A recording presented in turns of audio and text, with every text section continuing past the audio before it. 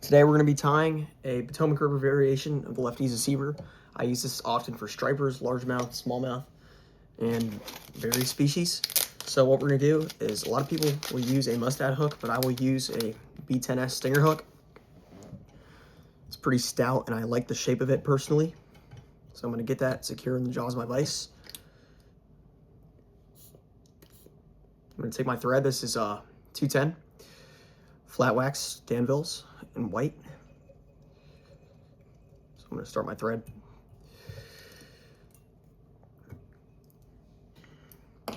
Make sure that that's on there.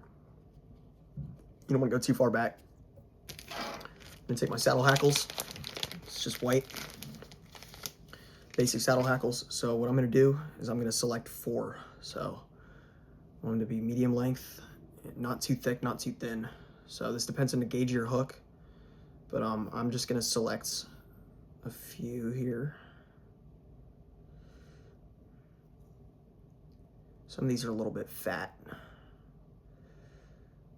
but it should do the trick. So we're going to take 3, and then we will select 1 more. So there's our 4. And the reason you want to do this is because you want 2 on either side of the hook. You could do 1 each side, but I think that it's far too thin, and it doesn't give enough body to the fly. And this fly, it is important to have that body and that size, because you want it to push water, similar to a clouser or any other streamer you're going to use in saltwater, freshwater, tidal. And you want these to be about twice the length of the hook shank. So we'll just say about there is good. Snip the bottom of the feathers free. Pull off our junk there. And then I'm going to take these 2 feathers. You want them to be equal lengths, so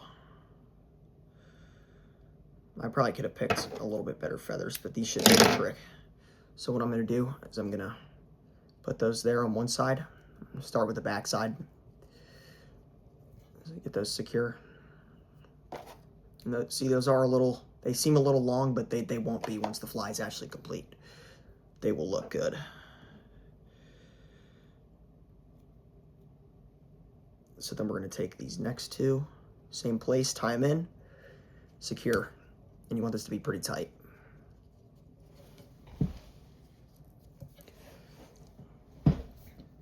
So that should be there. And then this is, not all people do this, but what I'm going to do is I'm going to take my bucktail and I'm going to put some bucktail on top of these fibers in the back, or on top of these feathers. So it's not a big clump, but it's some, and you want it to be a little bit shorter, not the same length as the feathers, because you want those to move freely.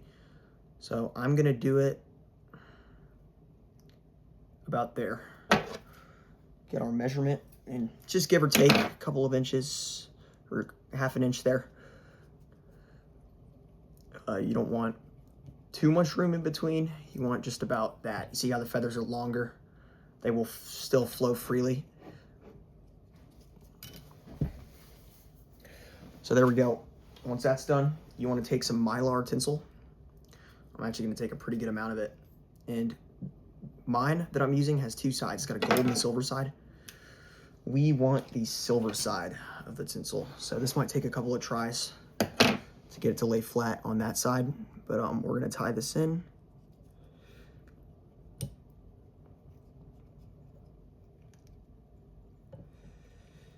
There we go. You either wrap it either way. All right, so I would use my rotary, but I want this to be very, very precise. So I'm going to hand wrap it up, close touching spirals, if not just over top of each other, all the way up to the head of the fly. Will be good. So about to there should be okay. So I want to secure that pretty tightly, as this is a flimsy material.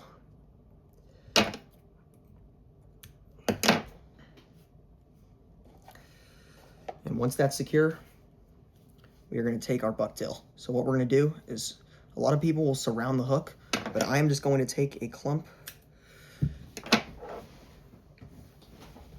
and put it on the top and the bottom of the hook. So we're gonna measure that. You want it to be shorter than the bucktail that you used on the back. So about there is good. A little bit, about 1.5 hooks length should be perfect. So you want that to be nice and flush. Secure that in tightly. Make sure it's not going anywhere. And then we're going to take another clump of bucktail, about the same size as the other one, if not exactly the same size if you can get that. We're gonna get the same measurement, so just about there. And you need these to be the same length. This is very important in the overall appearance of the fly. So we're gonna flip this upside down. See, those may be a little long, so I'm gonna trim that. I'm gonna get these tied in, just there. Build a bit of a head up. All right, now what I'm gonna do is I'm gonna take my Krystal flash. Personally, I like to take 2 strands. And if you're wondering what color this is the Gray Ghost Pearl color. So I'm gonna take it, double it over. Now we've got 4 strands. And then I will take these on the thread and I will double them over again, okay? And then you wanna make sure that these are evenly split so you've got flash on both sides of your fly. And we will trim these once the fly is done. Pull it all out, make sure it's even. It's the way you want it. Okay, so once you've done this, you want to build up a little bit of a head on the fly for your eyes. And then you want to whip finish this off.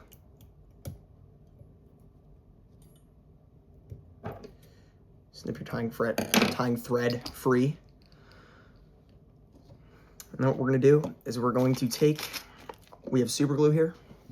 You can see that, Gorilla Glue. It's exactly what you need. And we are going to find our hologram eyes, and these are 3/16 of an inch. You can also use stick-on normal eyes, but I think that these look very, very good overall on the fly. So we're gonna get our glue out. I'm gonna take 2 eyes. And you want to use this glue first because the UV resin should lock them in, but they can chip off sometimes as the resin is not as strong as the glue. Unless you're using epoxy or something like that. So what I'm going to do is I'm going to take my glue, apply a bit to each side of the head.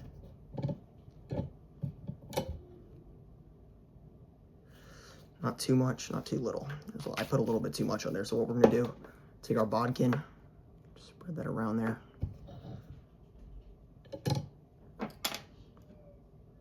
And I'm going to take each eye, press it on there, make sure it's secure. This is important. You don't want it to move too much.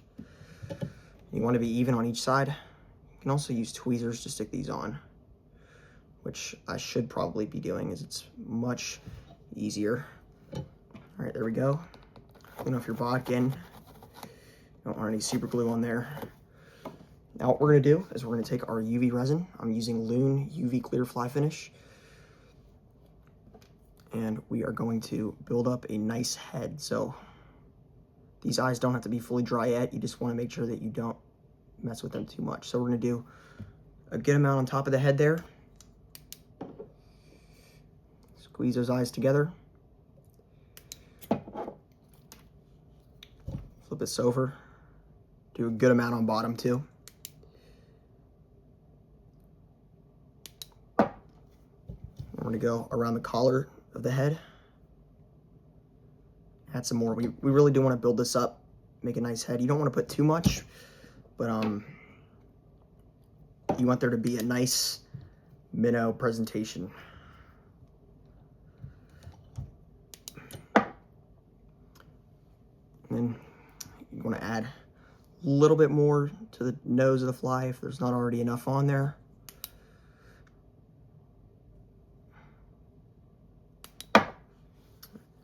And there you have it. And now our last step, I'm gonna take your Krystal flash, trim it a bit shorter than the tails, get that all streamlined. You may need to run this under some water to get the bucktail fibers to sit straight as they may be poking up and down. But there you go. There's your Lefty Deceiver for Tidal, Potomac, and other areas, Chesapeake Bay is where I would like to use this. And it looks pretty slick.